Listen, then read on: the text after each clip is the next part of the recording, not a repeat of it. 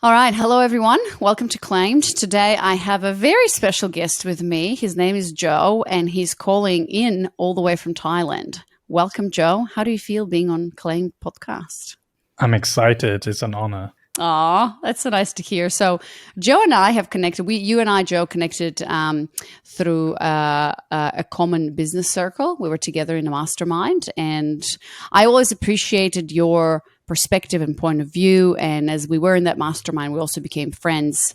And when I mentioned that, hey, I want to interview some men, some good men that women are looking for, that my listeners are looking for, I thought of you as a good man that women would, I think, would love to hear your perspective, and that's why I'm interviewing men now. And I also know that you told me that you are very strategic about finding a wife, and I thought this would be a very good, an interesting story that we can talk about. Before we get there, I have a simple question for you, maybe two. One of them, well, the first one that I ask all men who, when they come on my show, is Joe, what do you find attractive in a woman? I love a feminine woman who is in her feminine energy and her feminine role. What does that mean to you? It's a woman who is a nurturer, who is soft, who wants to create, who has a vision for a family. That drives me crazy. As in, like, that turns you on? That pushes the buttons. Why? What about that is so attractive? I think it's just the purity. Like, I'm very into energy and intuition, and it just feels like it's so magnetic. I think, yeah, that's how I could describe it. It just draws you in, because I think in this day and age, everybody's a little bit tense, and so to kind of feel that, it definitely catches your attention. I guess I'm still an animal, so like it's. Like we all are, Joe. Let's face it, we're all animals running on, thousands of years of evolutionary mechanisms that draw us to each other. That's really interesting that you started right from the bat with that, because as you know, I help single successful women attract committed masculine men. And how I do that is mostly by helping them connect more to their feminine energy. So, okay, before we dive into all of that, because I think all women are like, oh, what? I've got so many questions. Tell us a little bit about yourself. Where do you come from, where you are, and what you do? Yeah, so I was born and raised in the UK. And so I grew up with a single mother. My mother took me away from my father when I was young because she didn't want me to grow up in the Chinese mafia. And so she took me away. And she hoped that I would have a better future. But along that way, it was very, very difficult because we were alone, and I would always think, where is my father? And so throughout the years, I would see as my mom would try to replace a father figure. And unfortunately, it didn't go so well. I had many dads, okay? And many people who tried to fill that role. And unfortunately, the people that she picked, they turned out to be sinister. They turned out to be psychopathic, and they would do domestic violence. Okay. So growing up already, I was kind of very introduced to the idea that, wow, it's super important to have the right man, and also for a woman to find, like, to be able to filter these things. Okay. And then it wasn't until, it got so bad that we actually had to escape from these people to Thailand. Okay. We planned an escape and we ran away. And then a year later, because my mother was kind of still in love with, it's kind of like Stockholm syndrome, we actually came back to the UK homeless to find these people and join back with them, which was a nightmare. What's Stockholm syndrome? Stockholm syndrome is kind of like when you become attached to your attackers and your perpetrators, your kind of kidnappers. But this isn't, I guess it's not kind of 100% similar, but it was kind of a similar dynamic in a sense that even though they were doing things which were bad, there was still those feelings and you're caught up in a bad relationship, that you Right. would fly How all old the were way to you? the. How I old were was you when 12. this was Yeah, happening? I was Okay. 12. Yeah. Yeah, Hmm. yeah. It's like I sucked the air out of the room now, Anna. You look shocked. I mean, I didn't expect this, Joe. I was like, oh shit. I had an oh shit kind of moment because, yeah, I mean, we didn't talk about, really personal things. And I guess this quickly got really personal. I just didn't expect it. I mean, I know that from my experience, that doesn't have to necessarily to be true, but you always struck me as a guy who is quite deep. And I know you've done it seems like you've done a lot of work on yourself. And I know you're an entrepreneur. And so most entrepreneurs are successful, and you're a successful entrepreneur. I guess when I asked you, tell us a bit about yourself, I thought you were going to say, oh, I do this and this and that. I'm Joe, I do this and this and that. But you like plunged right into it, which I'm so grateful for, because I was like, okay, this is interesting. And so I love that you started there. So that's why I was just surprised. And yeah, it's not. I don't think it's easy to tell the story, but since you started there and you're telling it now, I feel that it's important. I feel like there is a culmination to this, or a conclusion. This is like your hero's journey, so to say, coming to, I guess, who you are today. Am I right? Absolutely, absolutely. So these experiences shaped me, and they made me the man I am today, and it shaped my future, my relationships. And so, unfortunately, my sister was also involved in that, because she would copy my mom. That was the only example she had, and she didn't grow up with a father. And so I would look growing up and be like, why can't my sister find a good boyfriend? Why are they treating her like this? Why is my mom doing that as well? And so I remember it just got to one point where we grew up in poverty. So like we was on government subsidies, and we'd have to walk like 2 or 3 miles. I'm not sure what the kilometers is in American language, and we would have to steal the shopping trolleys because we didn't have a car. And I would be pushing back all of these groceries all the way to our house, 2 miles this way, 2 miles that way. And I was like 8 years old. And I was always thinking like, where's my father? Like, this is tough, And so that constant theme of, a real masculine presence to challenge you was always missing in my life.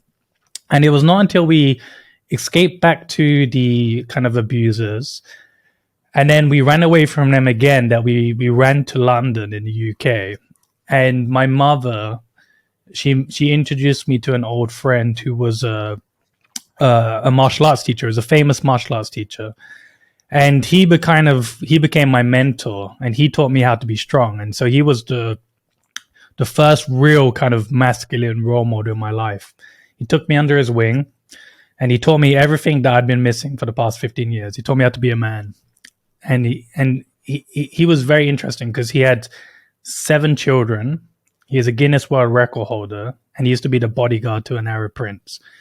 And so that's kind of like the beginning of my story.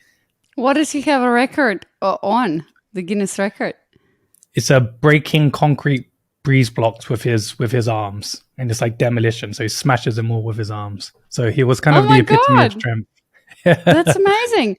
All right. Yeah. So a few things there before you continue. I had a really kind of emotional moment of connection to you when you said, as I was pushing this trolley, and I was 8 years old, and I was asking, where's my father? Actually, when I was 8 years old, my mother passed away. And I don't know if you know that about me, maybe, because maybe you saw some of my videos. But since then, the question, where's my mother, was always ever present. And I think, it's so interesting that you as a man talk about that masculine presence that is so needed for you to go through your rites of passages as a man, for you to grow up from a boy into a man, and really needing that masculine presence. That's how I felt about needing a feminine presence in my life that I didn't have. And I wasn't pushing it. I mean, I wasn't obviously pushing a trolley in that situation, but for me, it was more in the moments where I felt desperate and lonely, and like there was no one there to guide me or support me or whatever. So that's number one. And number two, what an amazing kind of turnaround when you were introduced to this man. And as soon as you mentioned martial arts, actually, I started smiling, because I know that for a lot of men, martial arts, or like an extreme physical endurance activity or whatever, but specifically martial arts, I know I've heard a lot of stories and on podcasts and things. This is the moment where they come to what it is to be a man, interestingly, because obviously it teaches you endurance and strength and stuff. So my follow-up question here, when you said this man taught me how to be a man, what does that mean for you? It's a really good question. That's something I try to figure out as well, because growing up, if you never had an example, you don't know what that is. Mm-hmm. And so you know, like you said about your mom, as a kid, you always feel this yearning. You're very sensitive. Like, why is something missing? That's the question. And when you're vulnerable, you have those moments. And so you look to the movies and you look and you're like, you try to emulate them. You're like, is this a man? Is it the army sergeant? Is it go get up, do 100 push-ups? And so I had all these conflicted ideas. And one day I asked my teacher and I said, what does it mean to be a man? And he said, Joe, like, being a man doesn't mean just because I can beat up 6 guys, that makes me a man. He said, being a man is being responsible and being able to take care of others. And that kind of, like, as a naive, like, 20-year-old, you know, as I was following him, like, bright-eyed, I was like, whoa, like, I never heard that before. That kind of sounds boring. Like, right? Mm-hmm. And I was like, is that it? I thought being a man was having a 6-pack and having muscles and being able to, like, you know, dominate. And he's like, no, like, being a man is being responsible and going after your dreams and providing and thinking big. I was like, wow. And he kind of embodied that. And that's I just kind of respected him. It wasn't something conscious. I just respected him. He was one of the only men that I've ever met that I respected deeply until today. Mm-hmm. Mm-hmm. Okay. So here's where this is going to get really philosophical for a moment. When you say being a man is being responsible and taking care of others, you mentioned providing and thinking big. Why can't that be the same description applied to being a woman? Especially today. Like, can't we say being a woman is being responsible and taking care of others and providing and thinking big? How is that different for a woman, and what it is to be a woman then? Yeah, it's a really good question. And so I think everybody needs to be responsible, but I think it's just the first lesson that you learn as a man. And I think the context is different, because challenges and trauma and suffering and taking on that responsibility as a man will strengthen you. But if you go through a lot of trauma as a woman, okay, you want to be responsible in a different context. Is that I nurture people, right? And I'm not saying men don't also nurture, but it's a balance. It's a yin and yang. And so I think it's the context, to be honest with you, Anna. Like, that's my interpretation of it. And when I say be responsible, it's that, like, if we, as a man, we're giving this, like, physical strength, and we're given, like, the ability to, like, suffer with this physical strength. And it's being responsible around that, and being responsible around controlling your emotions and providing that emotional safety net for everybody. I think that's the difference in responsibility. It's not to say that women also are not responsible. Yeah, they have to be responsible too, but it's how are you responsible? And so I was kind of giving it in a masculine context. So it's a good question. Mm-hmm. So when you say ability to suffer through strength, what does that mean? So you say as men we're given strength, which is when you compare a man to a woman, it's very obvious that a man is much bigger. He's the upper part of the body is much stronger, and so it's interesting how you describe this, the ability to suffer in strength. And so clarify that for me. And then you said challenges and trauma will strengthen you as a man. What does that mean for you, and how can you elaborate on that a bit? Yeah, so in martial arts, we believe that the body and mind is connected, okay? And so if you have a strong physical body, you have a burden to develop a strong mind too, and strong emotional control. And so as a man, you need to feel your emotions, but you also need to control them, right? And so you don't need to lean too much into them. You have to get up, you have to have your discipline, you have to, in spite of your emotions, you feel them, but you still get what you need to do done. Whereas I think for feminine energy, it's more intuitive. You lead with your emotion, you flow through your emotions, you make decisions for you. You have to be in tune with all of this stuff. That's your superpower. And the difference in that is the physical aspect, because men are given this physical body, which is connected to their mind, and that we have a burden and responsibility to control and master these emotions, okay, and not be so led by them. Whereas for a woman, it's completely fine to be led by them. That's your intuition. That's your yin and your yang. That's the balance, the polarity between a man and a woman that you need. That's really interesting. So I find it fascinating how you think about this through the martial arts perspective, because obviously I never had experience with that. So just so that I understand it right, so you're given, as a man, you're giving this strong body, you're giving this strength, and then you call it a burden, which is really interesting. A burden to control and master your emotions. Why is that a burden? That's what you need to do as a man, I guess. That's what I've been taught. It's that is you were given this for a reason, right? Just like as a woman, you were given your intuitive emotions for a reason. That's, you have a duty to the universe to take this gift and to use it and to cultivate yourself. That's your kind of like the, as I say, the burden or responsibility from Mother Nature, I guess. Yeah. Really interesting. So as you're talking about this, and obviously we come from completely different backgrounds and perspectives, but how I would, I guess, interpret this is and it's totally true, because as a man, you're giving this strength, and the burden, it is a burden, because controlling and mastering your emotions is extremely challenging, for especially when you're a man, because, and in the context of martial arts, how I think about this is, think about martial arts where it's like basically combat or whatever, physical fighting. You learn how to fight. And I don't know obviously much about it, but I know that when you are in a situation, let's say dangerous situation or whatever, it's not about, so you have to be calm and collected, and that's the burden, instead of expressing whatever you're feeling, being impulsive and getting yourself into situations that you might regret after that. This is where responsibility comes in. So it's all about that, I guess, more like a stoic burden of, here's the rage that I'm feeling right now about what's just happened. And my burden is to control and master whatever's happening in my body. And then what? And then channel that into what? Like a collected action. Tell me more about that whole philosophy of how do you become a great martial artist? I think you nailed it, Anna. You should be our spokeswoman.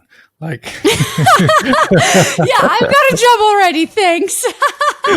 Sorry, always be hiring, right? Like, but no, you're exactly right. I think, look, as a martial artist, it starts with that emotional control, because as a man, your emotions will blind you, but as a woman, your emotions will help you to see clearly.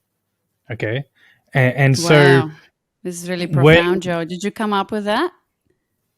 I'm just speaking from experience. And so when you're in that moment, it's life and death. Okay, so my teacher, he was a bodyguard, and so this is life or death. People will bring knives, Rambo knives, try to kill him, try to assault him. They want to take out the prince, right? And in that moment, if you are not calm, you cannot see clearly. Okay, so you have to calm down your mind and control your emotions. And as you say, it's a focused effort which will lead to action. So in a split second, you have to take out all of these attackers. And if you get emotional and it clouds your vision, it clouds your judgment, you cannot see. and then you have a weakness, you get taken out, boom, boom, boom. So if you don't, even if you feel it, your heart's beating, the adrenaline's going, your hairs are standing up, and you're about to get killed, right? You, in that moment, you have to focus all your energy and you have to perform. Otherwise, it's life and death, and people die. And so that's what he taught me. And it's a way of life. It's a way that you live. Is when you work, when you interact with people, and you need to be that anchor, that mountain. He always says you have to be the mountain. Okay, the mountain never moves.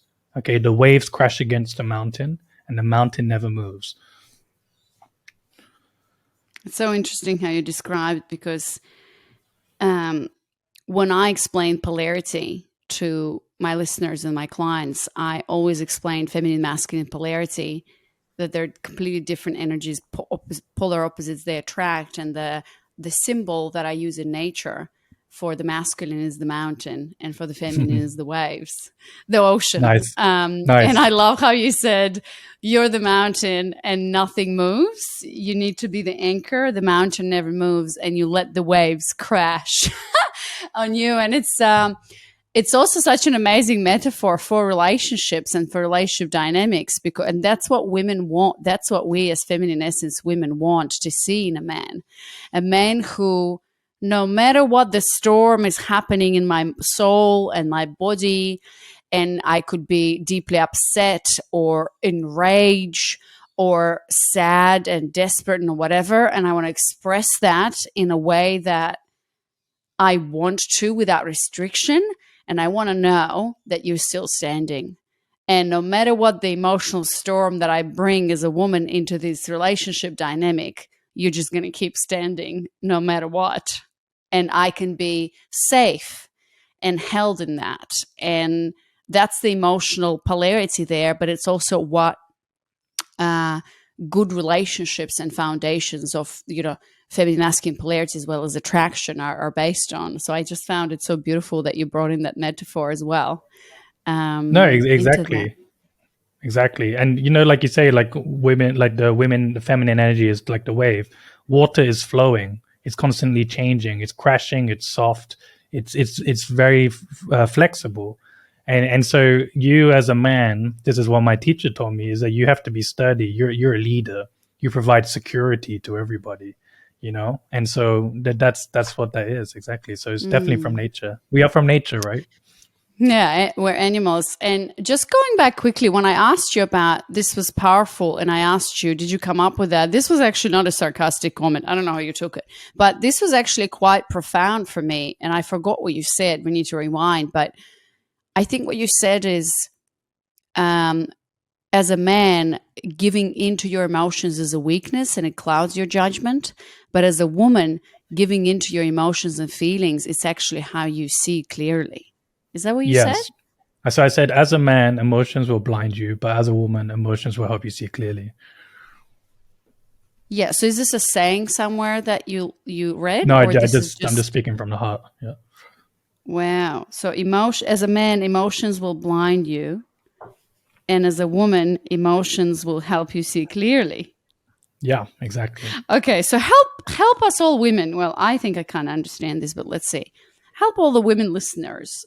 So you explained the masculine side or the men's side where emotions will blind you.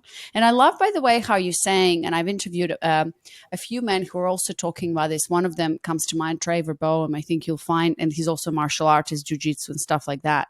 But when I was interviewing him, he was also talking to me about, and in his book, he talks about how as a man, his responsibility is to make others feel safe. So you don't talk about women only, but others and the world. Yeah, even other men, even children, like everybody, And firstly, it starts off with yourself. Okay, so in martial arts, we say, know yourself, and then you know your enemy, and then you can understand the world. So firstly, you have to provide that stability within yourself first, and then you can try to provide it to others. And that's what we see a lot in this world, is that a lot of people, they're giving up their energy to everybody else, but they don't have that stability to others. And so, it starts at home. If you can't do that, then, it's going to be very difficult. Yeah. And so how do you do that now as a man? Is it through martial arts? it's with discipline, it's with daily practices, it's with rituals, and it's your ability to act in spite of your emotions. And that starts with small disciplines. It can start off with brushing your teeth, feeding yourself, and then you get into exercise, then you get into keeping your word and saying doing what you say you're going to do, always showing up, being on time, reliable. These basics that we've seemed to lost in the modern age, in the Snapchat generation, this TikTok generation, right? Yeah. No, Okay. get up and scroll really consistently. So, do the Right. basics. Right. Do the basics. And so now let's talk a little bit about, so I'm clear on that. And I think the women understand this from a man's perspective, where it's about the discipline and taking care of I love that saying. What did you say? You have to know yourself, then you'll know your enemy, and then you'll understand the world. Yes. Or if we put in a less combative phrase, know yourself, know others, then know the world. Yeah. I'm getting some Asian wisdom coming here, martial arts wisdom into my way. It's like washing over me. Joe is like hypnotizing me. Okay, so now let's talk about the female side. So Yeah. emotions will help you see clearly. So what does that mean? Because I can tell you that as a woman, when I hear that, it's a little bit confusing because, and this is very real, what I help women do actually when they start to work with me is actually help them start to feel what they're feeling in their body, and actually giving them permission to feel, and teaching them an embodiment practice where they can actually express and breathe and feel. So, and the problem is a lot of women are disembodied, and that has to do everything to do with their feminine energy. When they start to feel embodied, express and feel and communicate via feelings. However, when I hear you say, and I know a lot of the listeners might be questioning this as well, as a woman, emotions will help you see clearly. A lot of women, I think, will be confused by that, because as women, we have been labeled through generations in history as being too emotional, too chaotic. I think a lot of men actually fear women who are crazy, like crazy bitches or whatever, so it's a real fear in men, I think, and it's a real fear in women. So a lot of the times why women are also disembodied, I mean, this also comes from childhood and stuff, but we've learned, and I talk about myself in the past as well, to suppress emotions, because I don't want to be the one who's too loud, too emotional. Like if somebody calls you too emotional or crazy, it's like, so when you tell me that emotions will help me see clearly, I'm like, hang on, Joe, you're telling me the complete opposite of what I learned in my 30, 40, 50 years of my life. So any thoughts on that? Yeah, it's the judgment around emotions that is the pickle here, I think. And so when we try to judge the emotions through our mind as in the feminine energy, that's when the misunderstandings come. And as you say, people call me emotional. That's bad. We put these labels to all of these stuff. But your emotionals are the ultimate signal for you. And so if you're never going to be, we're not robots. We're not like, yes, A, B, C, okay, consistent, right? Sometimes you're going to be happy. Sometimes you're going to be sad. Sometimes maybe you got period pains. You're going to feel like, oh my God, you're going to be more moody, right? All of these things. And so, like, firstly, I think it's the judgment of the emotions. And this kind of ties back into, like, let's say my origin story is also like, just like I needed a strong masculine presence in my life, I think women also need a strong masculine presence in their life as well to kind of. You mean feminine? Yeah, Feminine sorry? presence?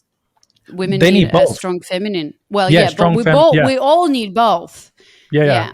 You just Yeah. said women need a strong masculine presence. Did you mean women need just in the same way you as a man need a masculine presence, women need a strong feminine presence? Is that what you meant? They'd need that, but in this case, I'd say even a masculine presence too. And so when I'm kind of referring to their father or an uncle, I see, yeah. or something like that, or even their partner, because as you said, when the waves is crashing, okay, and it crashes against a mountain, you can adjust. Because if you're crashing against that mountain, be it your uncle, your father, your boyfriend, they will help you to adjust in a non-judgmental way. And the judgment, I think, it comes from society, and where they're like, you know what, you're too much of a bitch here, you're too much of that, and they put all this kind of venom against your Labels. emotions. Whereas if you notice, if you have a very warm, strong man, they say, you know, are you okay? Is everything okay? They won't assassinate your character. You know, they'll just ask, is everything okay? So, ladies, whenever you're going through a crazy emotional storm, we'll be sharing Joe's phone number, and then everybody can call Joe and be like, "Oh my God, I'm losing my shit, Joe. This is all shit." Like, and Joe's gonna be like, "Just breathe. Everything's okay. It's okay. Just let it go." Right? You should I'll offer just a be service, listening. Joe, for. You'll just be listening. Right. And that's the quality that men need to develop, because it's so hard for a lot of men to be just present with that storm. Yeah, I because we want to interrupted you. throw a Did you want to? lifeboat. It's uncomfortable, right? It's like, because if you are not, and this is what comes back to mastering your own emotions. If you've not mastered yourself, right, then as soon as somebody gets emotional, you will feel uncomfortable. You will try to intervene, right? No, stop. Don't express yourself, right? Stop. But if you're cool, you can just sit it out and wait and just, let the storm pass. It will pass, right? Is that what you It's do easier said with than your done. Don't wife? get me wrong. Yes. Yeah. Yeah. Oh, beautiful. Okay. So now we come to this. So we've heard your story of where you've been. And well, just a quick note from me, because I am working with women. It might be helpful for everyone listening.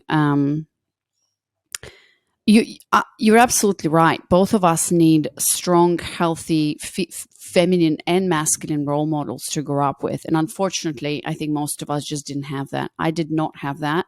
You did not have that. But it doesn't mean that we cannot uh, meet role models or seek role models. I mean, a lot of women, I think, when they look at me and the work that I'm doing, and I'm not saying like put me on a pedestal or whatever, but I think they see something that they also want, which is they see a woman who's connected to her body, to her emotions, and can hold herself in that way. So in the same way where you say, I think it's true for all humans, learn how to hold yourself, know yourself, know others, and you'll understand the world or know the world. So when I found out this tool of feminine embodiment, it's a simple practice that I teach all of my women. And I know you and I are talking about this as well, because you're helping me dive into this a little bit more. How can I show the world what this means and show women? But what it helped me do, it actually helped me combat that whole idea of I'm too emotional, I'm too much. All my life I've been told that I am too much because of my personality, because I've got a lot of masculine energy. And I feel like a lot of women just, it's thundering. Can you hear it or no? I can't. Cool. Let the Okay, waves that's crash. good.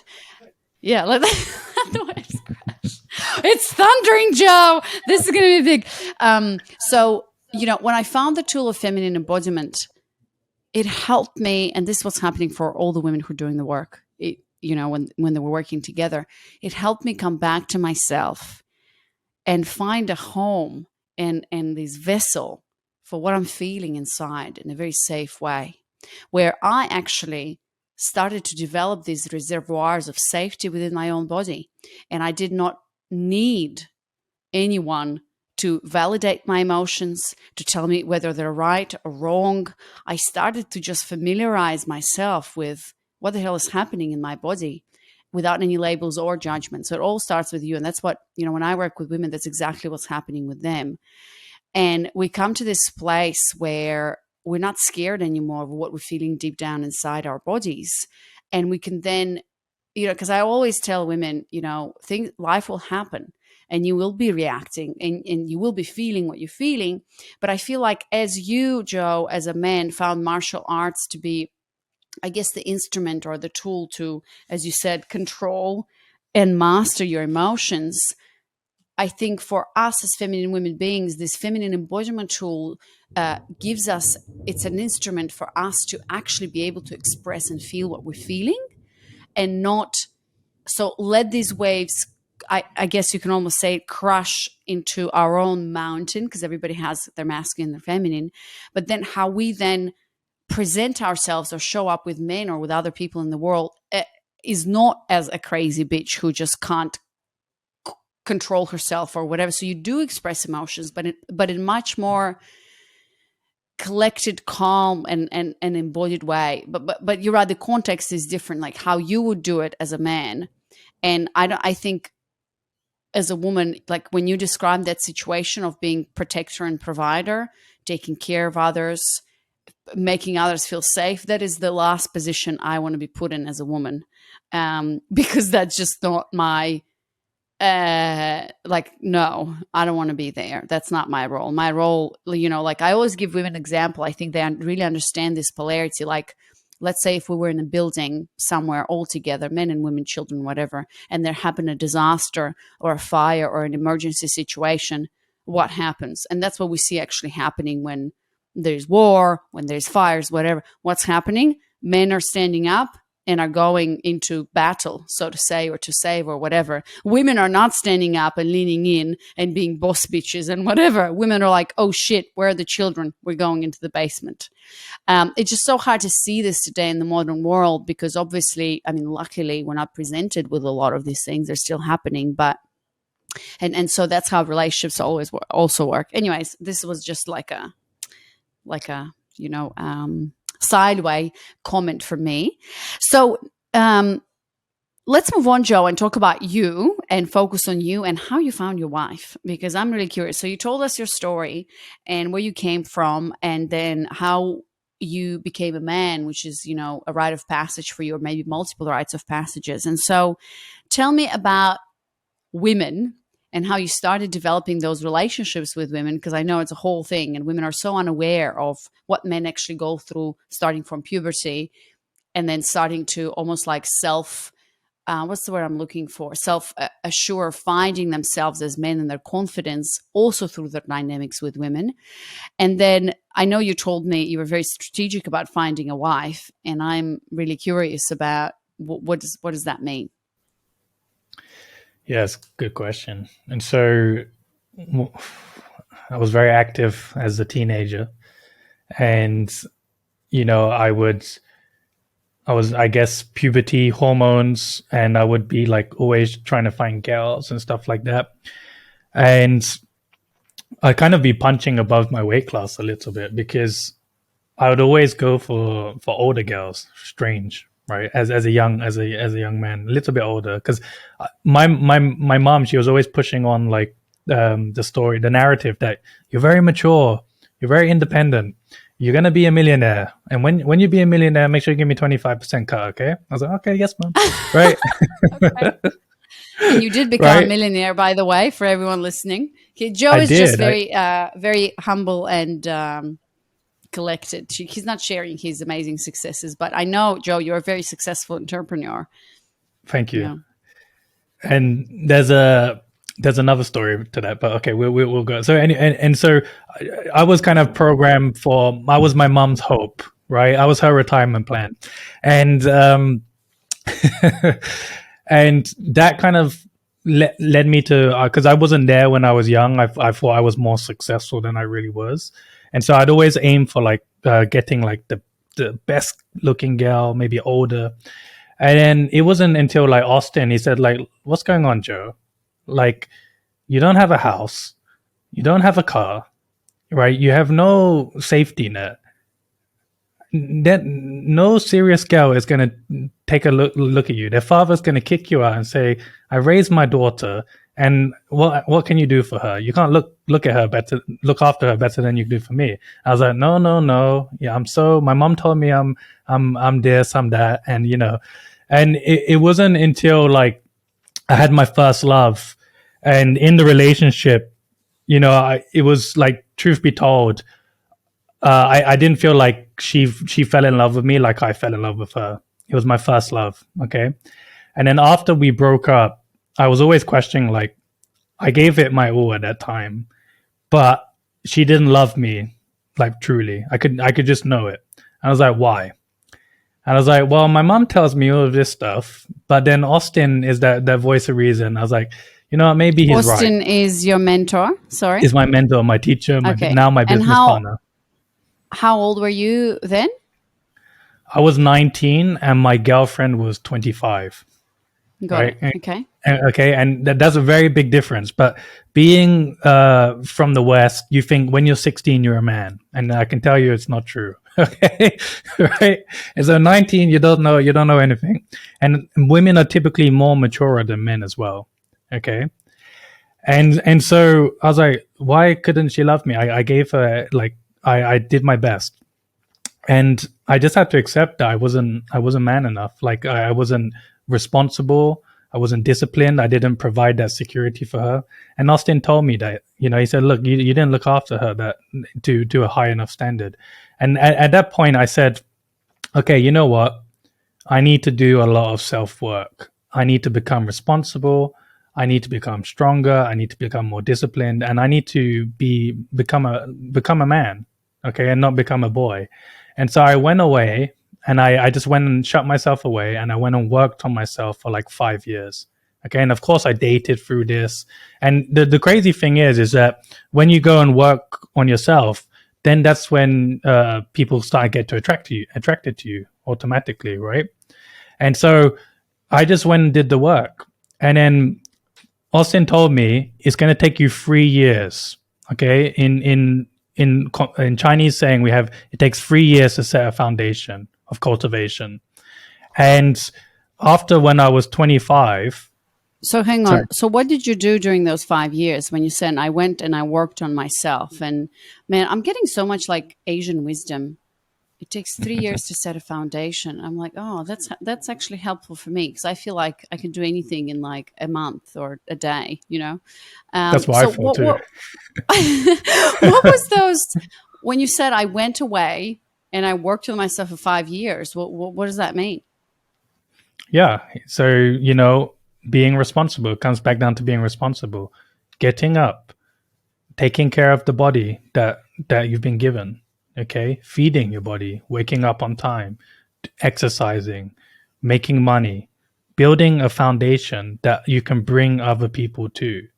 Because who's going to want to come to you if you don't have a strong foundation? How can you be a mountain if your mountain is only like this big, right? Nobody, like one step up. Is that it? Is that the view? Right? So yeah, I went and built my mountain, and I went and did business, and I partnered with Austin. He now took me on as I became a black belt. I got my 3rd degree black belt, and I opened up all these martial arts schools with him in the UK. And I'd go around teaching all these men, and I became a leader. And I learned what it meant to be a leader. Is a leader leads from the front. They take care of others. It's not telling them what to do. Okay.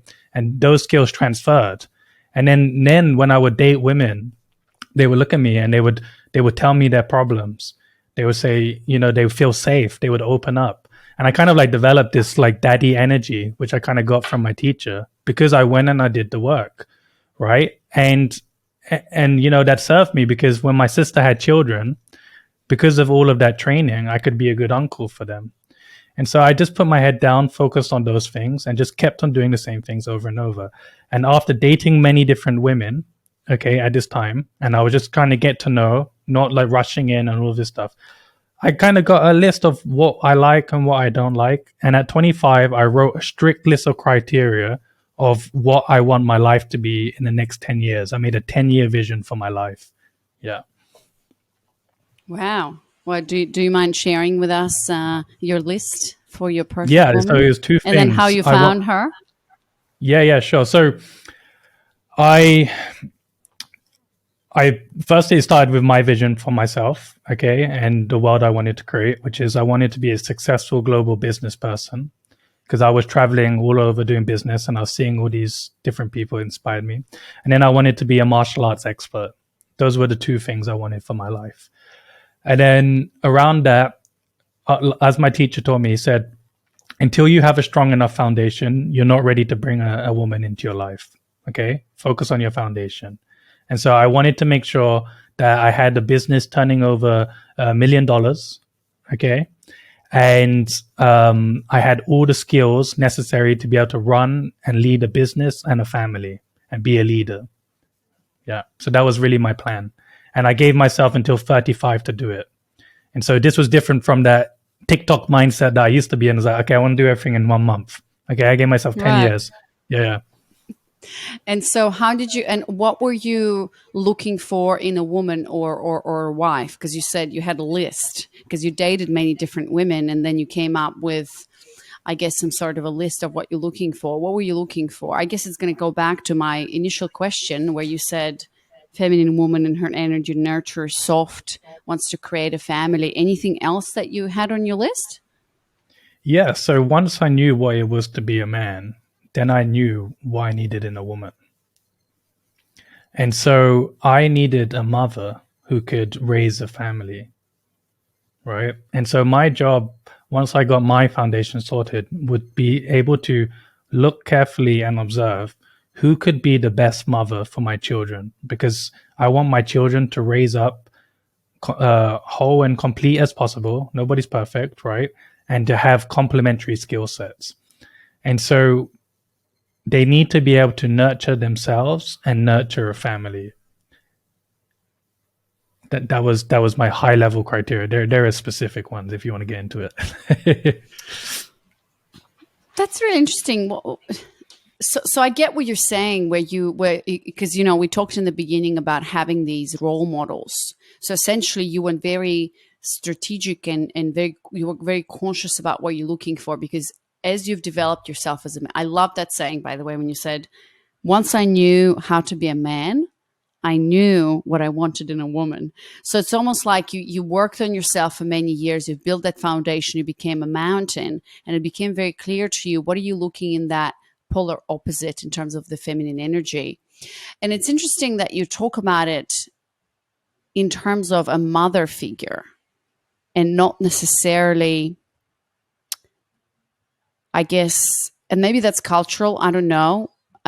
You correct me if I'm wrong or interrupt me or whatever, because I don't. How shall I explain this?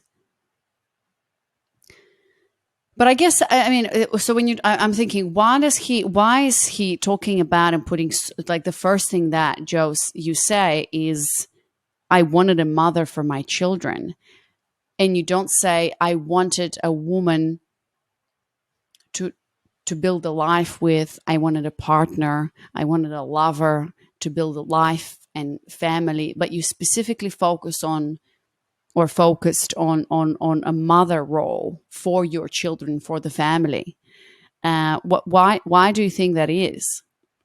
And again, is it cultural, or is it like, are you looking for a woman to just be mother to your kids, or are you looking for also other criteria? And also here, Joe, I also wanted to ask you, because I think this is relevant. Most women who listen to this podcast are successful women and who are living in the West. And how shall I ask this question? I think I know what's coming up. Like, I think I know where you're going, but I don't want to assume. Do you know? Yeah. Yeah, and it's like, I think I'm you know not what just I a mean. mother. I'm not only just something like that, right? I'm not only a mother, and I want to. So, for example, you know me. I am a successful businesswoman. I have a lot of masculine energy. We've been in the same mastermind, and my sense is that it's just a different flavor. Like, I feel like, and maybe again, this is cultural.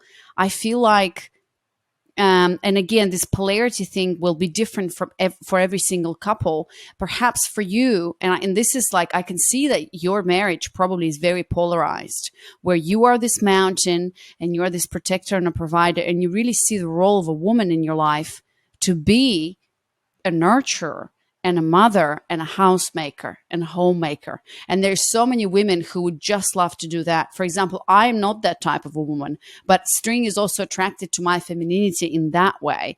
So do you know what I mean? That's kind of my question there, because I think that a lot of women listening, they're going to be more like me, where yes, I want children, and yes, I want to nurture a home, but I also want to be there out in the world doing what I love to do, and for example, like me, building a business or building a career. Yeah. And so I'll tell you why I said the mother, okay? And so you can and feel free to challenge me. The reason I say a mother is because when a mother has kids, they unconditionally love their kids and nurture them. And it's that flowing of emotions that pouring into, that nurturing, that love. And if I can find someone who can love with an open heart, they can love me with an open heart. They can love their work with an open heart. Creation starts from love. And so I'm looking at the mother aspect in the lens of love. And actually, women are some of the best leaders, okay? Because women listen the most, right? And so just because you're a mother, it doesn't mean that you also can't be a leader. It doesn't mean that you also can't have a successful career. In Asia, there's so many successful female entrepreneurs who are also mothers, right? But they allow their emotions to express freely. And so there's no judgment of their emotions. And so when I say a mother, I look at it from somebody who can love and move with an open heart and has that capacity there. So that's why I say like a mother. Yeah. Because Yeah, so it's more of like nature. an archetype. What you mean is an archetype of a mother who, as you said, loves and moves through life with an open heart, who can be a mother, but brings that, I guess, mother energy to everything that she does. It doesn't mean necessarily that this is it, I'm going to put you into a box, you're just going to be a mother to my children. But showing up in the world, and you said loving and moving with an open heart. Yeah, and so like mother is not like I guess mother is quite an advanced term. Like you're already the mother hen. No, like I mean like you have the potential to be a mother. You don't want the mother hen, right? You know what I mean? Like you want What's mother someone hen? What do you mean? like a mother hen is already like a mother who has all the chicks and is already like doing the role and is like hen, like a chicken. yeah, yeah. Like a hen. Okay, yeah. Yeah. Right. Like it's not that. It's like I want someone who has the potential to love deeply, to nurture deeply, to have the confidence to open their heart and be vulnerable and just express themselves. And that will transfer into nurturing mother energy. That will transfer into love and polarity in our relationship. That will transfer into love for their customers if they choose to do business. And so it's that spring, it's that energy that can flow and can nurture. That's what I'm looking for. It's not like I'm a mother, I can know how to change nappies and I know how to do, no, like that's all mechanics, right? I'm talking like so purely it's kind of an archetype. That's why I mentioned an archetype is like a collective image that comes from our unconscious. When we think about mother energy, mother is very nurturing. She's almost all forgiving. She's there and present, and she leads with an open heart, and she has a lot of capacity to love and to be there and present. So I have a question, Joe, and I actually wrote here Asian men ? So I'm gonna ask this in a way. I'll try to ask this in the most, I don't know if politically correct way is you don't need to be politically correct. Like I'm half English, half Chinese, so I play on both sides. It's cool. So yeah, you mentioned something really interesting when you said there's a lot of, so as you were talking about this, and obviously you are an Asian man with some roots in Chinese mafia, as we heard. So there's some badassery going on there in your genes. So I'm curious. I was always curious about the Asian culture and the men there and polarity there. And when women were asking me about this, and just through my observation, and I guess that my reading and everything, my observation was, and you tell me if I'm wrong, because I'm probably wrong, because obviously I'm not in that culture. I mean, I lived in Asia for quite a bit, and maybe that's what has influenced my thinking. But what I see is that, especially like Asian men in the Western culture, like Asian men who live in the West, are more like feminine in their energy, if that makes sense.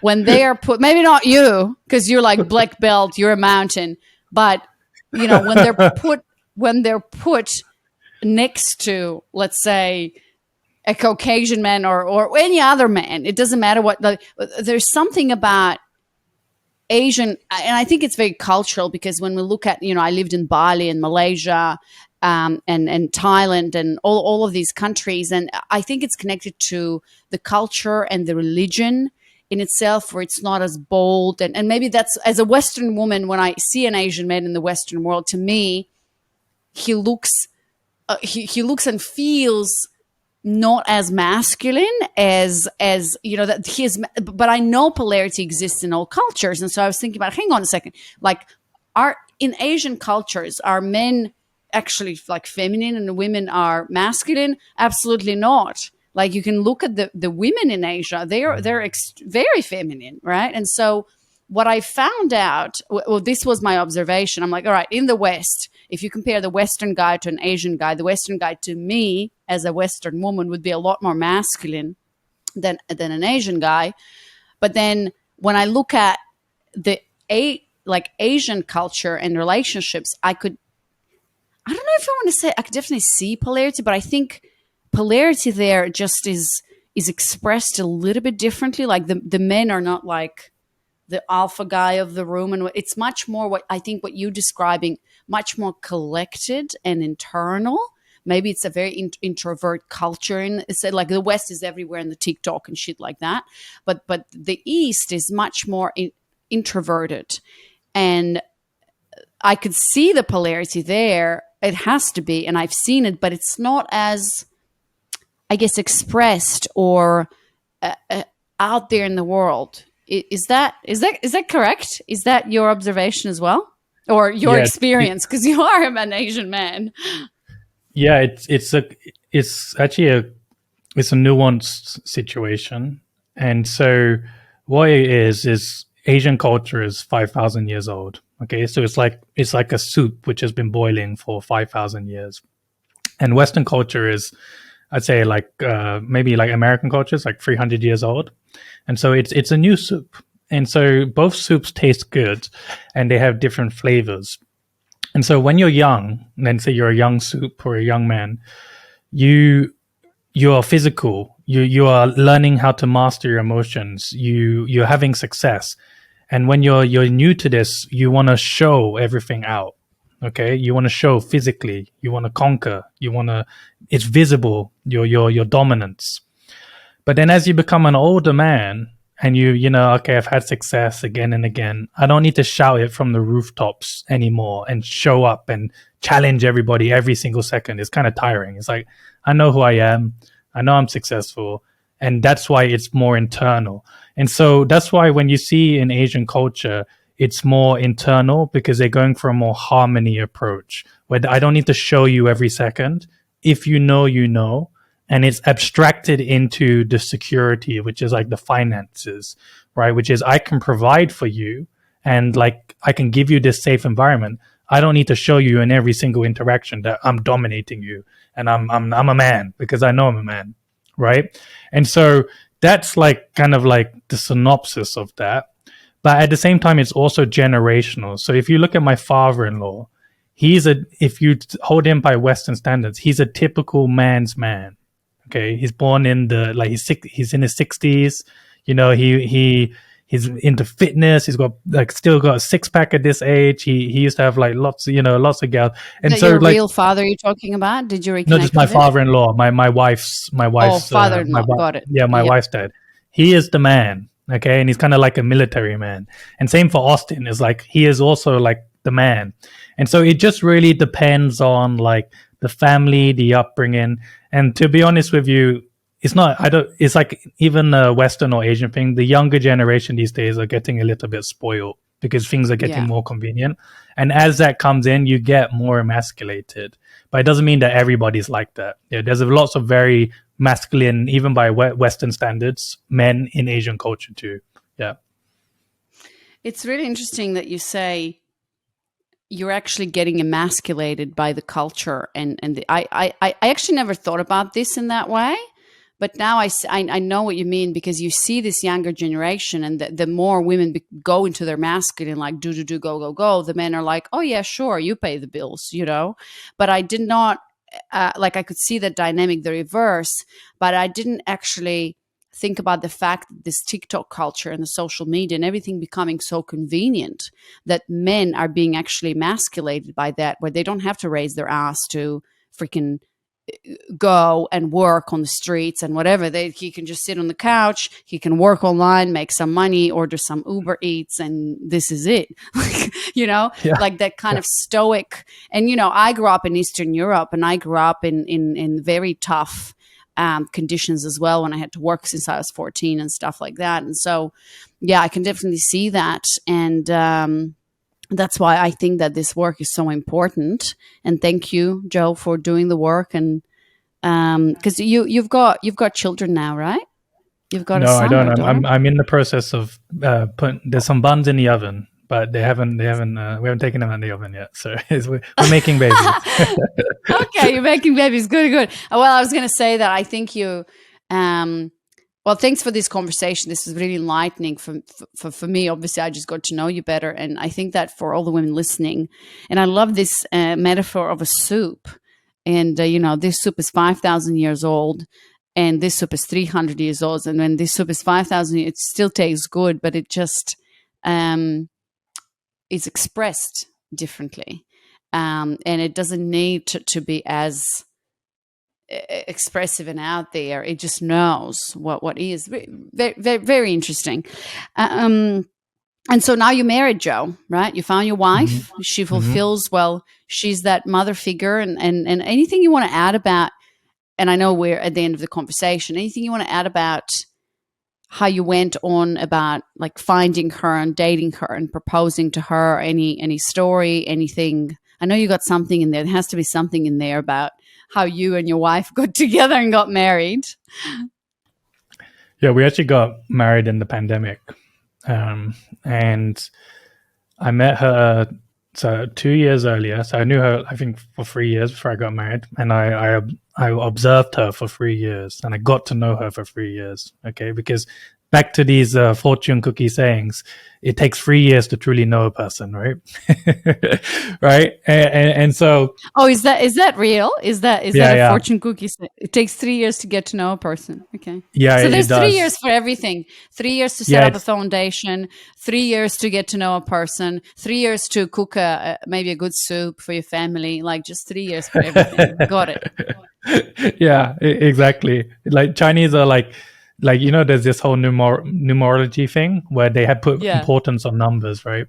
And so, she came to the UK whilst her sister was studying in the UK. And I was eating in a Thai restaurant, and it was 3 months after my mother had passed away. Okay. And so I was heartbroken. I loved my mother a lot. Okay. And you know how I said, like, my mom, she wanted her cut. She programmed me to be like a successful person. So I became successful, but unfortunately after she passed away, I reached the goals. And so I was completely distraught, and I was eating, but as Austin had taught me, even the whole world is crashing, you still get on about your business. You move forward, and you don't melt, basically. You just act like nothing happened, right? But you process it. And anyway, so we're eating in this Thai restaurant, and she's walking down the street with her sister. And I kid you not, and I never ever believed this, they say that when you meet the one, you will know. As soon as I saw her, right, I was like, oh my God, is this a Thai celebrity that I know from YouTube? Right? I was like, no way it's her, right?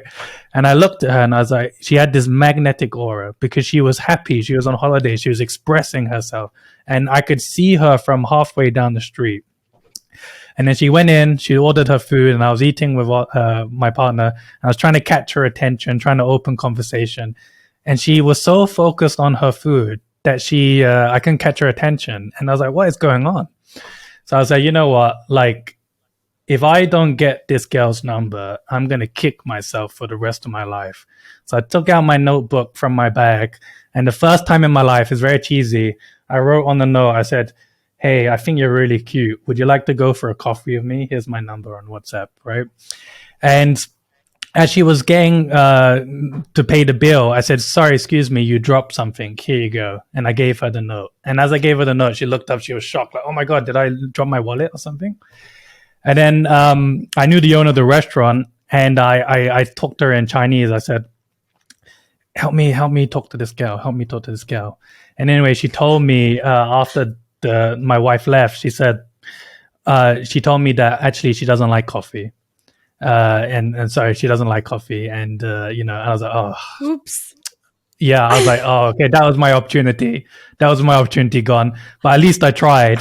So I went home. I was like, okay, at least I did my job. Otherwise, I would have regretted it. And I see on WhatsApp a message, "Hi, Joe." I was like, oh my God, it was her. Right. And then we stayed in touch ever since. We got to know each other. She was So supposed to she come was over. living in Thailand. She went She's back to Thai. She's Thailand. living in Thailand, Yeah, yeah, and you were yeah. in UK. And Yeah. yeah, yeah. And then because I'm a business person, I travel like many times a year. So I go to Asia, I go to Thailand, and we got to know each other. And in Thailand, when you date someone, you don't date the individual. You date their friends, you date their family, you date their extended family, and you have to pass the interview through every single step. And so my first date with my wife was with her best friends. Right. And I was like, what the hell? What is this? I'm not used to this. I'm Western. Right. I was like, I need alone time. I need to build up rapport. I need to build up chemistry. Why are you bringing your friend? Your first date with this girl was with her friends. Yeah, because my wife is Oh my like, gosh. my wife is from a business family, and she's been protected all her life, right? By her dad, by her uncles. And so they don't So meet you gotta like strangers. work hard to get in there and become part of the Oh, system. you Wow. think All right, Google's tough? Western ladies, listen to this really well, because you don't. If you think that your dating life is hard, this seems to be like a bit of a nightmare. But keep going, Joe. I'm listening. Yeah, as I say, you think Google or Facebook is hard. This was harder, okay? I've been to these companies, right? And so I sit down, and then her friend starts, we're on the escalator, and her friend starts asking me, "Joe, what do you do?" I'm like, Jesus, I'm on holiday and you're asking me this. I said, well, I'm a business person. Da, da, da. I said, what do you do? She said, oh, well, I sell cars. I said, and I try to build rapport. I'm like, okay, well, if I need to buy a car, then I'll ask you. No, sorry, I'm B2B. I'm like, whoa, hold on. Whoa, hold on a second. Why so rough? Okay. We're all getting to know each Are other. they all testing you?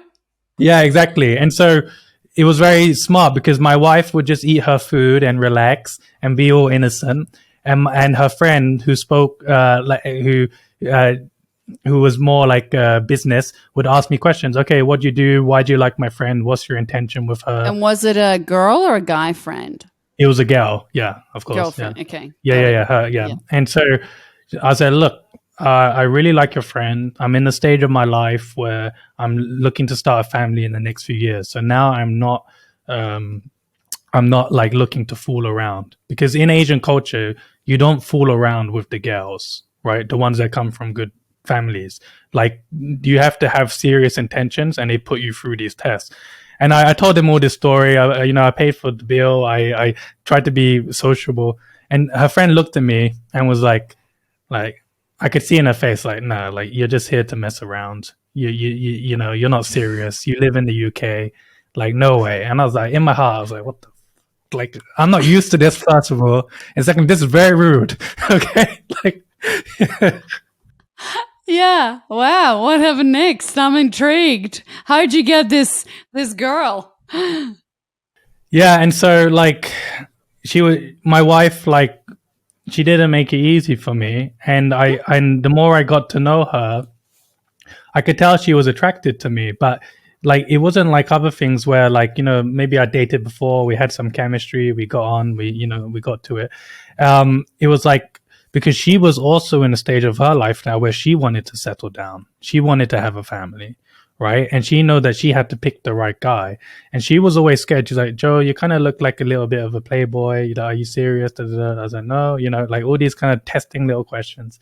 And I had to swat them, and so I stayed in touch with her, and I would just build the relationship, and it was like platonic, and we get to know each other. I'd ask her questions about how she was a family. I would check her social profiles. How did she treat her mom? How did she treat her dad? How did she treat her niece and nephew?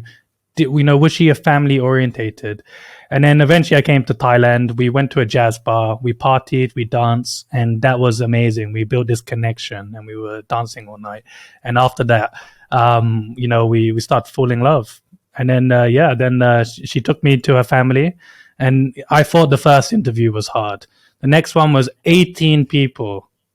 the niece, the nephew, 3 generations. Oh my God, Anna, right? And this was in the Talk about pandemic. pursuing and courting. Okay, like when I work with my women in like in America, it's like I just want him to pursue and court, and like here, it's like pursuing courting on steroids at next level. Yeah. Yeah, like because you Wow. have to think, I'm a foreigner in their eyes, even though I'm half Asian. I'm still from the West, and so like they want to keep like the family Asian. To be honest, they don't want like a foreigner, right? And so like the reason my wife was so protected, she thought I was an international scammer. Because like, how do you make money? You don't have physical businesses. Where does all this money come from, right? Are you a drug dealer, Right. right? Right. And so anyway, like, why did I court her? Because it comes back to your finger. When I see a woman in her feminine essence, I was like an animal. I couldn't stop thinking about her. Something possessed me. All these years of emotional training and control, and I knew I found something unique that was scarce, right? And I couldn't find that feeling anywhere else. So I had no choice but to pursue, and it irritated me so much, right? And anyway, and I was going through all this stuff, and yeah, they invite me to the family, and this is just after COVID. So I had COVID. I lost a ton of weight. I looked like a junkie because I was so skinny, and the on my arm I have some like cuts from my martial arts practice. So I'm like, you know what? I'm not gonna go in with all these cuts because they're gonna think I'm crazy. I'm gonna put a plaster. Little did I know, her uncle is a doctor. All right. And so I'm sitting at the table, and firstly, her brother interviews me. He's like, Joe, why did you come to Thailand? I'm like, well, the food is nice, the sun's shining good, like all of this stuff. And they just can't figure it out because the West is supposed to be so good. And then her uncle sits down and is like, why you got these plasters on this?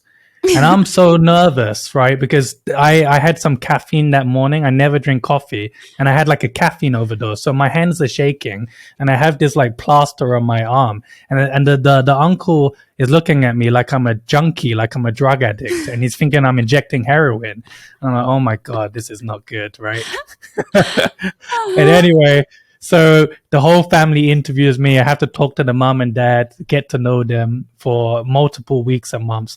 And then finally, after 3 years of knowing each other and dating for like a year, I asked the parents for permission to marry their daughter. The dad reluctantly says yes. Okay, but he can't let his firstborn daughter go. He loves her so much, right? And so I have to earn his respect as well, and I have to like bond over hair loss, physical gym, right? And we become a good relationship, and then eventually I get this massive house, 7 bedroom swimming pool, and I'm like, look, I'm all prepared. I'm gonna marry your daughter. We're gonna take her there, and then can I have your blessing? And the mother likes me, so she convinces the husband, and then we get married, and then that's the end of the story. So yeah. Wow, this is like from a movie, honestly. What you're describing, like the amount of effort and the testing and the vetting, and it's just unbelievable, and it sounds so hard. But I think there's something, I don't want to say admirable, but something like a lesson there. Although it sounds like, me as a Western, I'm like, oh my God, I don't want to go through that. This is too crazy. I don't want to There's go so through many that. No. limitations.